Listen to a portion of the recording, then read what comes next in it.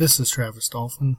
I am recording my case study for McRoy Aerospace for my integrated project management course.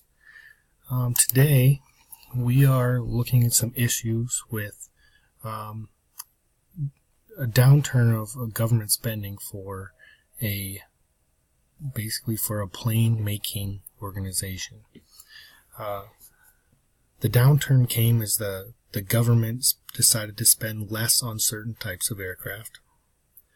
McRoy Aerospace decided that they would switch over to making commercial airplanes, as many of the vendors really liked their designs. The only issue were that the costs were so high. They were given the task of trying to find a way to bring down the costs, and if they could, they would buy aircraft or purchase aircraft from McRoy Aerospace. There were some cost reduction ideas and measures that were needed to be found. It was going to be an all-new design capability that was going to solve these problems.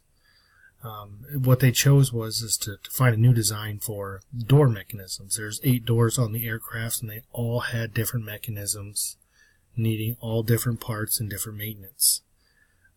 In the end, the majority of the architects, engineers, and the professionals decided that it could not be done, that this was just going to be a problem that was going to plague the airline industry for the foreseeable future.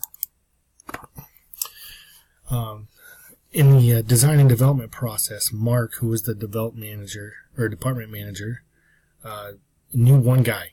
One guy was the one that could do it. He was putting all his eggs in one basket, and it was going to be Jack. Jack was chosen to look at the issue of the 8 mechanisms and try to come up with a solution to the maintenance costs and design issue that would help revolutionize the door mechanism. Mark gave Jack all the time he needed and the space he needed to solve the problem. He said that he was the one that could solve it, and that he needed to take as much time as he needed to figure out that the problem and the issue to that problem.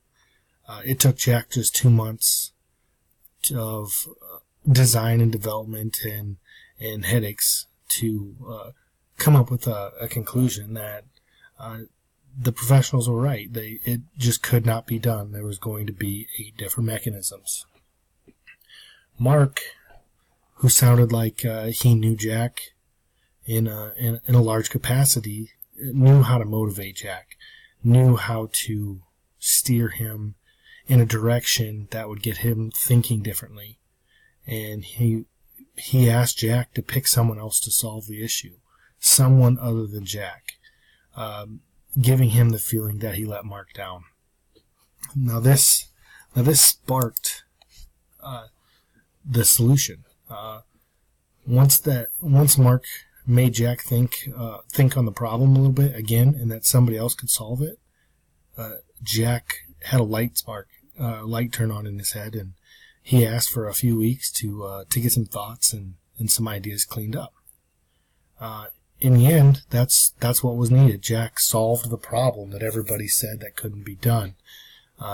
He was able to take the 8 door mechanisms and turn them into one style, drastically reducing the maintenance cost and inventory of repair costs for these doors.